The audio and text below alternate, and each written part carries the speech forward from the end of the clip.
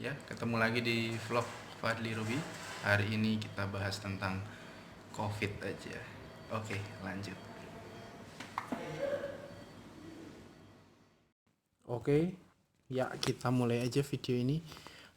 Jadi minggu-minggu ini lagi rame diperbincangkan tentang COVID, virus corona ditemukan dalam sperma. Nah, di grup-grup dokter ini lagi banyak perbincangan apakah dia bisa menularkan lewat hubungan seksual atau tidak, karena ditemukan di kandungan sperma pada pasien yang menderita COVID. Oke, kita cek aja ya beritanya ya. Kita cari di Google aja. Sperma COVID. Cari aja. Nah, ini banyak ya. Jadi di Kompas dia ada peneliti temukan sperma pasien COVID mengandung corona. BBC juga ada, Kompas, Detik, virus corona, BBC, liputan 6. Nah, ternyata banyak, memang lagi banyak sekali. Nah, di sini sumbernya itu sebenarnya dia cuma satu jurnal aja. Jadi di satu jurnal keluaran JAMA jurnal apa tadi ya, nanti coba kita lihat ya, JAMA, pokoknya dari JAMA. Nah, penelitian asal Cina ya, dia dari Cina dia. Nah, tuh. Jadi dari Cina dia mau meriksa, jadi dari pasien-pasien COVID dicek. Oke. Nah, kita lihat ya berita lainnya ya. Oke, ini dari yang berbahasa Inggris di bulan Mei tanggal 7 dari The Conversation. Ya, di sini juga ditemukan di laki-laki muda. Jadi sama, ini sumbernya juga sama, ini dari Cina. Ini dari Cina. Nah, dipublikasikan di JAMA ini. JAMA Network Open. Oke. Jadi cuma ada satu jurnal ini yang membahas tentang ini. JAMA. Ini dia. Tuh. Dia dipublikasikan di tanggal baru ya ini ya.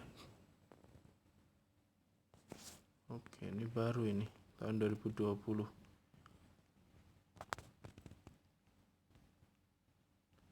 Nah, ternyata dia dari sini dia pakai studinya studi cohort. Oke ya, ini dari, jadi dia meneliti 50 orang. Coba kita lihat langsung aja hasilnya nih, resultnya nih. Jadi dari 50 pasien yang teridentifikasi COVID, 20 pasien tidak dapat diambil contoh semennya karena disfungsi ereksi. Nah, ada total 38 pasien yang bisa dites. Dari 38 tersebut ternyata 23 partisipan sembuh dan 15 partisipan masuk ke dalam kondisi akut, infeksi yang akut. Lalu hasil dari semennya ada 6 pasien, yaitu 15% totalnya itu menghasilkan hasil yang positif, termasuk dari 4 orang dari 15 pasien yang akut tadi, dan 2 orang, jadi 4 orang dari 15% yang akut dan 2 orang dari 23 pasien yang sembuh. Jadi totalnya ada 6. Tuh. Nah, kalau dia terkandung dalam sperma, berarti kira-kira kalau dia berhubungan seksual dengan pasangannya, apakah dapat menularkan? Nah, ini dia pertanyaannya. Ini menjadi diskusi yang lumayan seru ini di grup-grup dokter. Nah, kalau gitu gimana? Hasilnya positif. Jadi ya mungkin sarannya adalah eh, jangan berhubungan seksual dulu mungkin ya kalau misalkan positif corona ya. Lagian kalau sakit ya, lagi sakit sesek-seseknya kan ya nggak mungkin berhubungan juga kan. Yang bahaya adalah yang OTG ini, orang tanpa gejala ini. Nah, ini yang bahaya. Jadi ya sebaiknya puasa dulu lah ya mungkin ya kalau saran saya ya, karena belum belum belum diketahui lebih lanjut bahayanya apa, apakah dia menular atau enggak.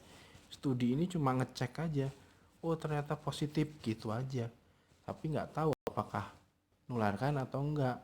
Yang bisa nularkan kan lewat droplet yang sampai saat ini, jadi mungkin hubungan antara mulut dan hidung itu yang dihindari. Kalau yang bagian lain sampai saat ini belum ditemukan apakah dia menularkan atau tidak. Tapi alangkah baiknya kita mencegah sebelum terjadi, itu lebih baik. Ya mungkin saran segitu aja. Nanti kita bahaslah topik-topik menarik lainnya. Oke, mudah-mudahan bermanfaat ya. Assalamualaikum warahmatullahi wabarakatuh.